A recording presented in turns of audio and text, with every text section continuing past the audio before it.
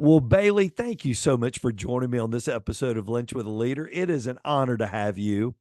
Yeah, well, Mike, thank you so much for having me. I've listened to your podcast plenty of times, and it's an honor to be considered even just to come on the show. So, Well, you are a great podcast host. I told you this when I was on yours not too long ago. One of your strengths is asking great questions. And I could tell you did your research, you did your study. So I've heard you talk about this, the word being curious. Have you always been a curious person? Is that always been a part of who Bailey was? yeah, so it's always kind of been a part of my natural makeup, I guess. And so, curiosity is something that I've always just loved to think about the way things work. Even going back, I'm a big aviation guy, so I played baseball growing up, and whenever I was in the outfield, a lot of people pick flowers. I was looking at planes, and that goes even all the way into my career at playing baseball. So yeah, curiosity has been something that's always been a part of me.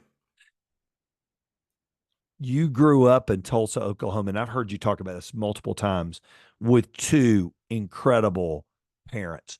What made your parents so great, and what did they do to help form and shape you?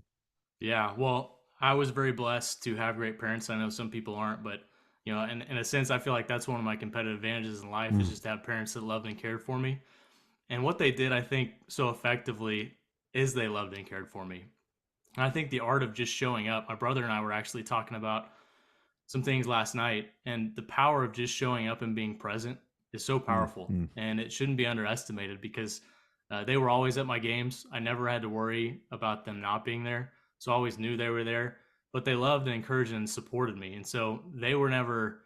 I think they might have played till like eighth grade or ninth grade in some sports, and they were just not really involved in sports. But whatever my brother and I kind of had an interest in and pursued, they always supported and they always encouraged. And I think when I look back at my parents as well, some of the characteristics and the qualities that they taught me was just always to work hard at whatever you're doing. And I think one thing that I really value is early on, whenever you committed to something, you couldn't quit until the season was over.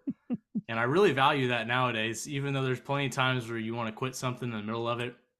It's allowed me to learn so many things from persistence to resilience in the moment and doing the things you don't want to do, which is still a challenge every single day. But I think that's a couple key qualities that my parents really instilled in me at a young age, and I'm really thankful for them because they were always just there.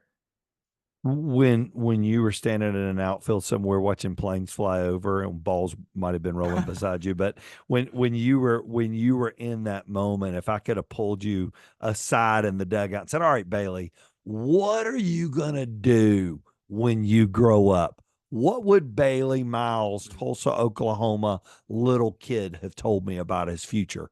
Yeah, I'm probably a little different. I always had goals when I was Mm. little. I mean, no matter what stage of life I was in, I always had goals, whether it was to be a professional baseball player or coach or whatever it is. I really wanted to work towards something. I always liked the idea of working towards something. So when I was probably at a younger age, and I think middle school, I really wanted to go to the Air Force Academy or the Naval Academy and become a fighter pilot, but also to either play basketball or baseball at the one of the academies. Now, I really quickly learned that was something I really didn't want to do, but I was working towards that. So I wouldn't say that I was the best in the classroom, but I worked hard a little bit in the classroom. There's definitely things that I could have improved on, but it gave me something that I was working towards. And so I had this goal of doing that, and obviously didn't come to fruition, but it evolved and it Mm. led me into different things. And so that was something that I really wanted to do was be a pilot. And still to this day, that's something I really want to be Do you doing. see yourself doing that at some point, trying to get a I, private pilot's oh, license? absolutely. Yeah. No, my wife. So that's my biggest, recruiting pitch is to try to get my wife to let me do that here. We just had our first daughter about 6 months ago. And so there's some things that, need to come together to make that work. But she actually got me a book that I had on one of my Amazon list. I'm a big reader. And I had put down the private pilot blueprint book, and she had got it for me. And I mean, I've got for a long time I had saved up the money, so it's ready to go. I'm ready to go whenever it's gets the green light. But she had got me that book, and so I was like, oh my gosh, this is the best Christmas ever. But it's definitely on the list. It hasn't been done yet. I've got to really scale some other things back before I add more to my plate. So That is fantastic. So tell me this, where did you learn to set goals? Was that something your mom or dad sat down and said, okay, Bailey, here's the importance of goals? Is it something you heard? Was it a coach? Where did that come from? Yeah, I think for me, obviously, I didn't hear from my parents a lot. My parents just really encouraged me just by being present, like what I talked about earlier. But I think I just knew where I wanted to go and what I wanted to do. Hmm. And so by doing that, I was able to learn because of those things. Like I had to do certain things that would enable me to get there. So it's kind of like working backwards. Yep. I wish I could tell you like exactly where that moment was, but it would really was this the culmination of knowing where I wanted to go and why I wanted to go there, and then kind of creating a plan to go and do that. I mean, I think it's kind of crazy now looking back at my life. When I was in middle school, because I knew I wanted to go to the academies or play sports, I would sit down and research colleges and coaches. Obviously, I, played different AAU and basketball and competitive baseball and played football. So I was around the game a lot, but I wanted to learn as much about the game as I could and be around as many people as I could. So I think one of the other common traits in my life as I look back is the people that I got to be around. Mm, mm. And I think the coaches that I had, the players that were my teammates, the players that were ahead of me that I looked up to, I always had guys that I admired. And so I learned a lot of the things that I learned from them just by watching, sometimes by listening, but a lot of times by watching. And that really helped me. You and I have a lot in common. We grew up in very different places, but we both had great parents. We both had a high love for sports, which we're going to dive into in a second, but we both have a strong faith. Where did your faith really begin to take root in your life? And how did it help you in this journey to where you are today? Yeah, another point in my life too. I think sometimes it's easy to think, "Oh, I wish I had a faith story that was kind of a radical epiphany," but really it wasn't anything like that. It was just a continuous, consistent faith that always just kind of Mm, grew and grew and grew on itself. That stems from my parents just going to church, watching them and their actions. But at the same time, I think I remember it's weird. At the time, I was probably, I don't know, maybe third or fourth grade, went to a summer vacation Bible school, and I remember asking Jesus into my life. Now, I really probably went just because someone else was going, mhm. but I remember that moment. And it's interesting that I still remember vividly that moment, even though I may not remember the camp at all. And I think that was a real initiation into really following Christ. And it's just always been important to me. I've always wanted to live my life in the way that honors God. And I hope that my actions and my words and the way I treat people has always abided by that.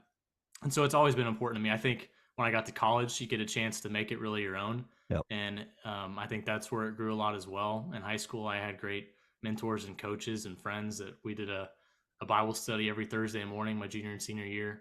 So that was really impactful. And it's always been a part of my livelihood and my daily life.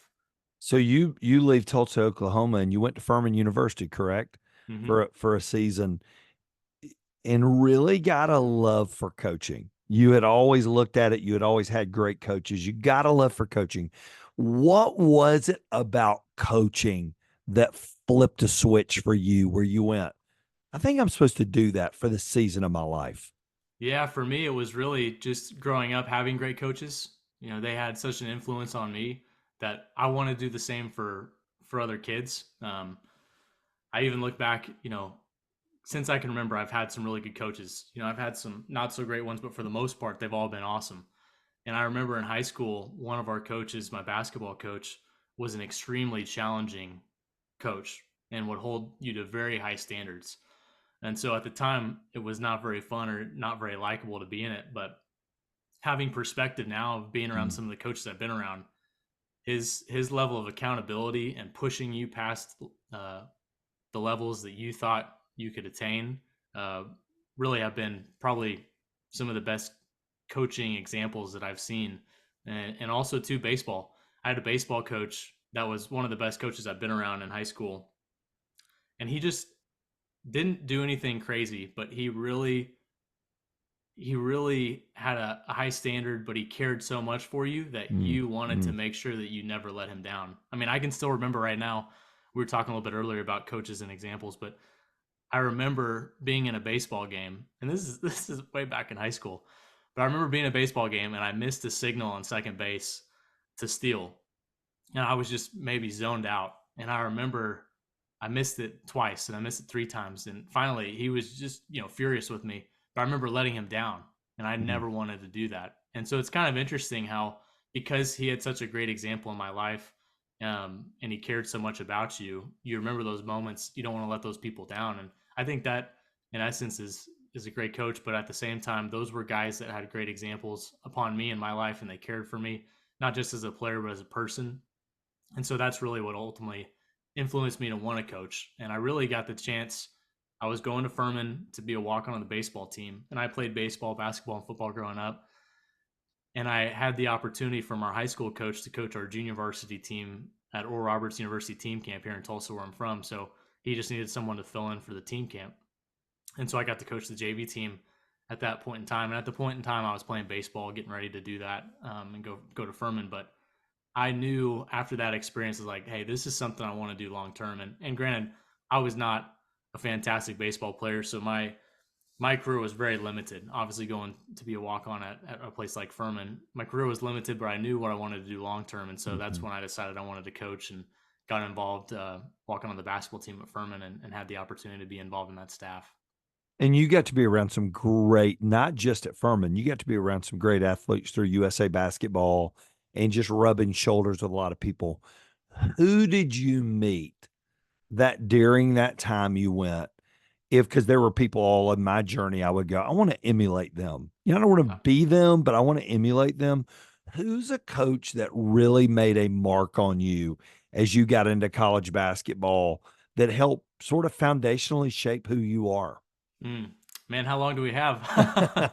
um, I've been fortunate, going to Furman. I got to be around some great guys, but really people that I admired from afar were Tony Bennett at Virginia. Mhm. He was a guy that really. So basically, just to kind of dive into my story and getting into coaching, I knew I wanted to be a coach, and so I looked for guys that emulated the character, the integrity, and the program. So they had to obviously be successful, but they instilled those qualities within their program. Coach Bennett was one, at Virginia. Sam Presti was one in the NBA that did a fantastic job of building this great culture. And at the time, when I was in college, the Thunder are rolling right now, but they were really rolling. They had Westbrook and Kevin Durant, some of those guys, but he did a fantastic job. Those are two guys. Lorenzo Romar, who was at University of Washington, was a guy I really admired. Man, I'm trying to think. There's plenty of people, and I got to be around guys. Mm. When I went back and coached at Furman, Nico Medved was the head coach. He's done a fantastic job. He's at Colorado State, and he's got them in the top 25 this year, doing great. Bob Ritchie was the guy who was an assistant coach at the time when I was there. Brian Thornton was an assistant coach. Jay McCauley was the head coach at Wofford. Dwight Perry's now the head coach. So there was a culmination of a lot of people, and getting to see how every one of these coaches is a little different. Mhm. And so you get to see a lot from those experiences of being around people like that. And really, to dive into that, I guess I wound up being at Furman, transferring to Oklahoma State, not playing any sports, but got involved with the men's program, and was just going to be a student manager, because I knew that if I wasn't playing, I tried to figure out how can I get a chance to be in, because if you have not been a player yourself, Yep. or if you're not involved in the program, it's really tough to get into college athletics, regardless of what sport it is. And so I wound up going to Oklahoma State. And during that summer, you work summer camps. That's kind of one of the ways that you get a chance to meet a lot of people through summer camps. But when I committed to Oklahoma State, I was going to be there for a long time, working the camps in the summer, and got to know a lot of the people on staff. Well, one of the guys who was a GA wound up taking a job as an assistant coach at a smaller Division One or Division Two level school, and they wound up having a spot, July-ish, so it was a little bit later. But they asked me, because they knew I wanted to get into coaching, to be a GA. And at the time, that's a great step professionally for you to be a sophomore in Yep. college and get a chance to be on the GA staff. So that was great. But ultimately, I got to do that for a little while and decided to step away. I had just transferred to Oklahoma State. My parents had just divorced, which was kind of a challenging moment. Mm. And then my brother was a senior in high school. And so kind of had to give and take a little bit and figure out what was a priority at the time. And I just felt like I needed to step away. So I stepped away. But at the time, I knew I still wanted to coach. And so with that, I was like, how can I still get involved in coaching and be involved, even if I'm not on a staff or I didn't play? And so really, I read a lot. I listen to a lot of interviews, and I learned from a lot of the coaches that like Buzz Williams. I think He's now at Texas A&M, but he was at Marquette maybe at the time, and he had shared how he had worked at Oklahoma City Junior College. He had worked at a junior college, then went to University of Oklahoma City, and had sent letters to every Division I coach in the country. Now I didn't do that, but I sent a lot of letters out, and I tried to go watch practices and meet as many people as I can in the industry, and try to go watch and be around people and work camps with guys that, what I talked about earlier, Mm. that had integrity, character, they had programs that really had established themselves as kind of the values that I would hope to instill one day as a coach. And so with that, and there's a lot of persistence that goes into this too. It didn't Oh just man. happen. But I got to go to University of Virginia and be around Coach Bennett and the staff. Richie McKay's at Liberty now, fantastic person. I mean, there's so many people within these groups of people or programs that are fantastic.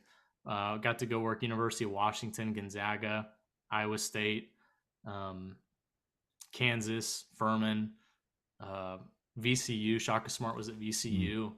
I mean, there's a lot of places, but I really tried to be intentional about who I was able to go be around, because you go work these camps and it's long hours, long days. It's not necessarily fun because it's a lot of work, but it is fun because Yep. you get to be around basketball, you get to coach, and you also get to be around their staff and get a chance to learn from them. And then also a lot of people that want to be in the profession. So you build some of your best relationships with friends that want to coach as well. And so now everyone is elevated too, and now our coaches and doing really well. But in essence, that's kind of the story of getting into sports. And I talked about Sam Presti. When I was in college, one of my roommates on my podcast, I had him on, and he lost his leg in a grain auger accident in Oklahoma. A guy had fallen in a grain auger, which is Mm. basically a grinder, and it sucked him into it. My buddy went to try to save him, and he got sucked into it as well and lost his leg. But he almost passed away because of that and was in the hospital for a long time. Well, Sam Presti and Scott Brooks, who was the Thunder coach at the time, had heard his story and went to visit him. And so Sam developed a relationship with him. And one of the things I did is like, hey, do you think Sam would ever be willing to just get coffee sometime?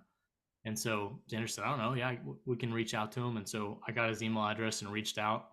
And I remember being in class at Oklahoma State, getting a call from his assistant saying that he invited me to training camp. This was when I was in college, so this was a big deal. And I wound up going to watch training camp and seeing the coaches in action, seeing the players in action, and getting a chance to talk to him. And that developed a relationship with him and a lot of the Thunder staff. But he really embodies a lot of what I really value as well, not just in coaching, but just in life in general. So that's How, a long answer to your question, but those are some of the things that I got to learn. for your love to go so deep in it, how hard was it to leave it? Because now you're in the real estate world, you're in the investment world of that, you're in you're in sort of all facets of the real estate world. How did you know it was time to transition from the world of coaching to a brand new lane of real estate? How did you know? Yeah, well, that was a tough decision. I did know, just because when I got into it, I think I knew what I was getting into, but when you live in it on a day to day experience, you really realize if you want it or not. And so I realized early on when I was coaching with some great guys at Furman, I realized it was probably not the long term thing that I wanted to be doing. And so I wound up stepping away from it, moving back to Oklahoma, and got involved in real estate development and now in commercial real estate as well. And so that was a tough thing for me to do because I had spent so much time, effort, and energy getting into coaching and building relationships and friendships with so many people in it. So to step away, it was like, all, in a sense, all the hard work that you're doing is kind of, just going by the wayward. But that's really not what it's like, but it does feel like that in the Yeah. moment. And anyway, it led me coming back and working in real estate development, and that's something I do to this day.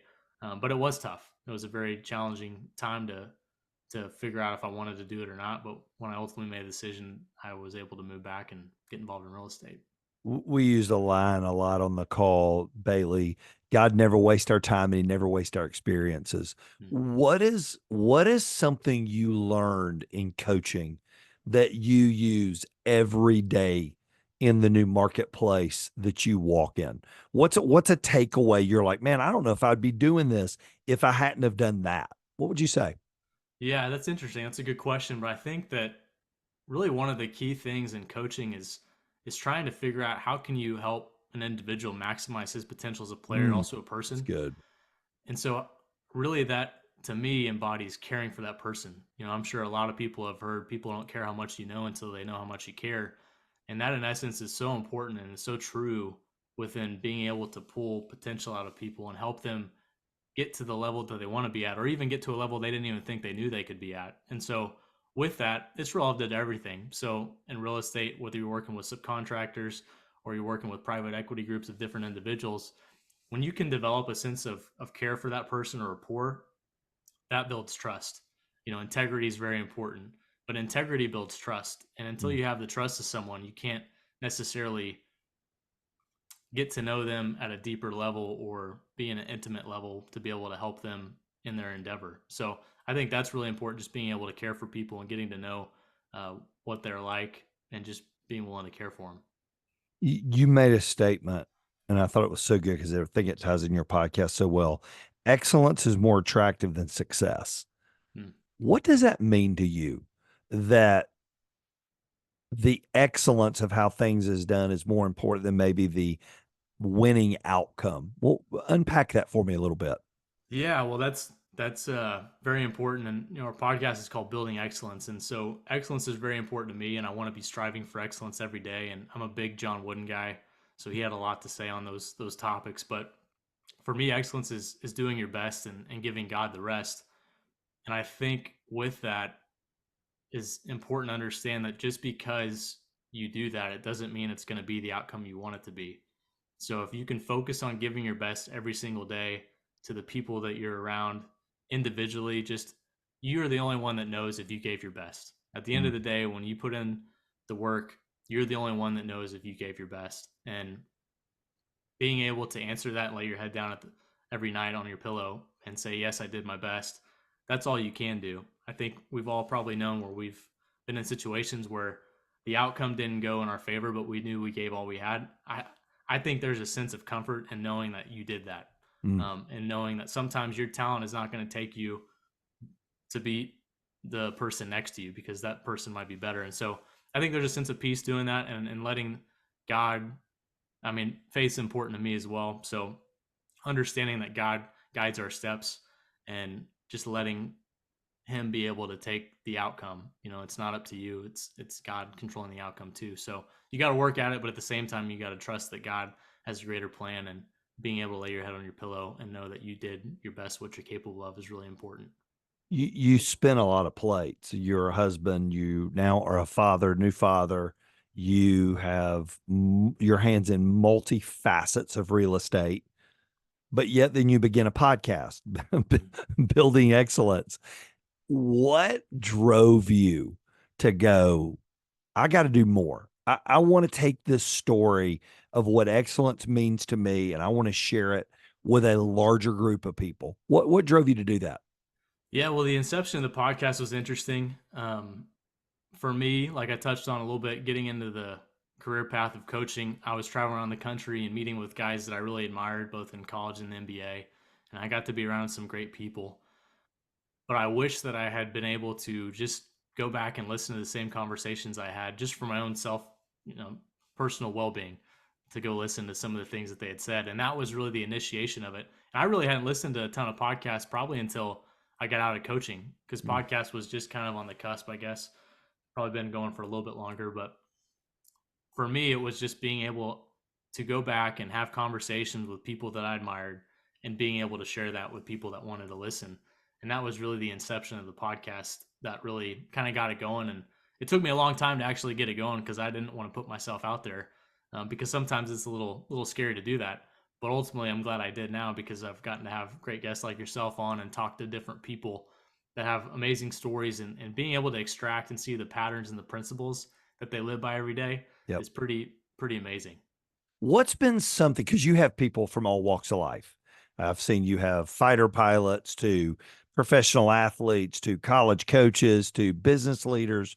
What are things they've had in common you would have never thought that these leaders might have in common? What are some common traits of the great ones you've talked to?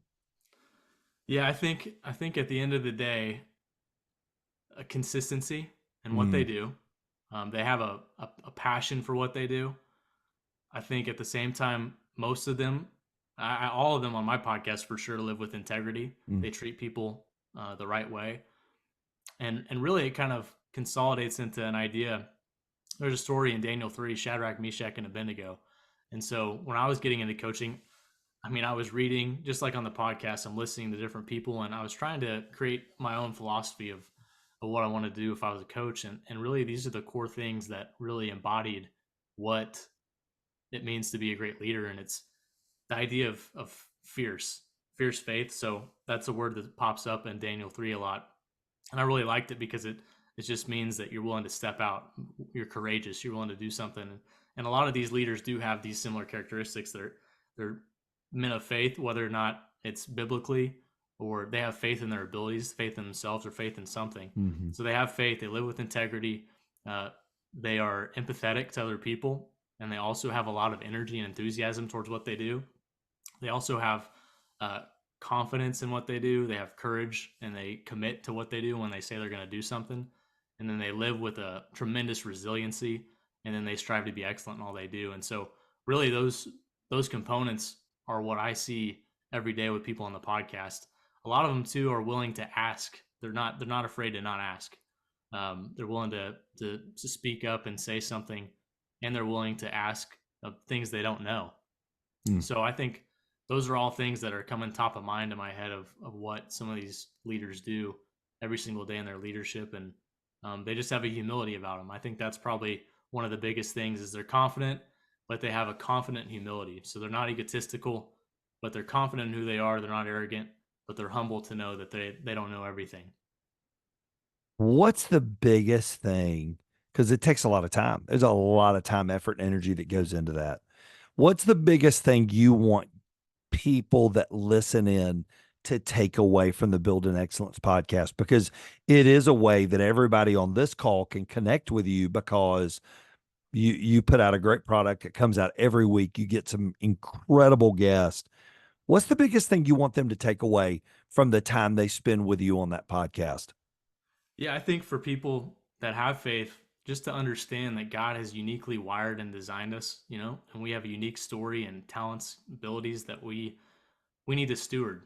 And even if you don't have faith, understanding that you are uniquely made and you do have gifts, talents, and abilities, and to do whatever you do, use those to the best of your ability to make the most impact and, Mm. and to live a life of service to other people, I think is pretty important. But I think when you look at all of these people, I think service is probably a word that comes to mind too. They're always willing to serve other people, and they're always willing to help whenever someone needs help. Mm. And I think that's a big component of just being not just being a good person, but being a great leader.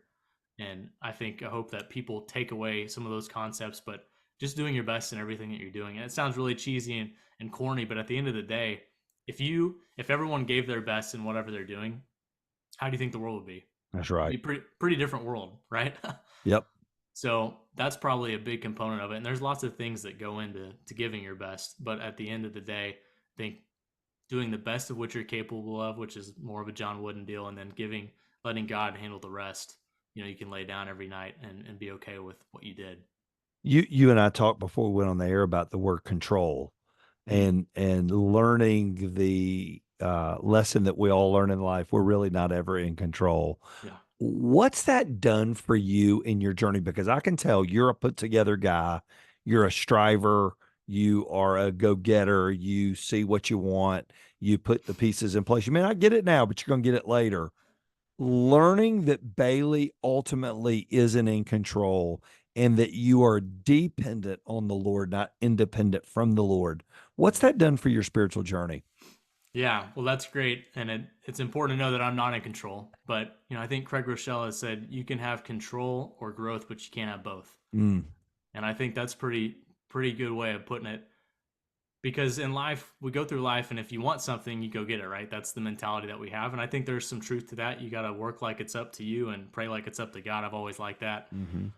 but at the same time, understanding that you are not always going to have the outcome that you want, and you're not always in control is really important. I say this as I'm preaching to myself, but doing everything that you can do each and every day to get to the outcome that you want to be at but at the same time, understand that even if you don't get to the outcome, it's not about necessarily just doing something to do it. It's about doing it for the Lord. Mm. And if you know that you're doing something for God, and if you know that His His purpose is in mind with the intention that you set out with, then I think you can understand and go after something full force, but understand that the outcome is not indicative of who you are. And Mm. that's a big challenge too, is the identity piece. When you start working in certain endeavors and you want to be successful, how do you not let your success get tied up in your identity? And that's a big challenge because, in most things, it's a scoreboard driven culture Yep. and we like to win. I mean, I like to win too. But how do I make sure that I'm doing everything because I feel like God has led me down this path and God has given me a purpose in what I'm doing, not necessarily because it's my own ambitions, because it's His. And I think that's really been important for me when I think of the world control is I'm gonna try to let God control my life, and I want everything to be an extension of that. But it's challenged because we can get wrapped up in our own ambitions and ideas and thoughts in the world as a whole. But I think that's a big challenge, and for most people out there, if they can understand that, if you can have God be at the core of everything and let everything stem from that, good things are going to happen. It doesn't mean that you're going to, be wealthy or whatever it is, but it's going to mean that good things will come from it. And that's a daily battle that I want to make sure that first thing in the morning, I center myself on that Mm. and make sure that my life goes from that. Final question today, Bailey. We began this call talking about your parents and the influence they had on you. If your little girl one day is sitting on somebody's podcast, because it won't be mine, she'll be like, number one, he's way too old to go on with, so it won't be mine, but it'll be somebody else's. She's sitting on their podcast and they say, "Tell me what your mom and dad did right, and what did your dad show you about your heavenly Father that nobody else could show you?" What do you hope she says? Mm, man, that's a good question. I would say, I hope that they say he emulated Jesus Mm. and he loved me unconditionally and he was always there for me. And also, too, that his example was that he pursued what God put on his heart every single day. And I think that's something that, makes me think of a story. My wife and I, we were eating, and we had actually just started going through Dave Ramsey's Financial Peace Mm. University course. And we were, still engaged at the time, but we are in a group going through it.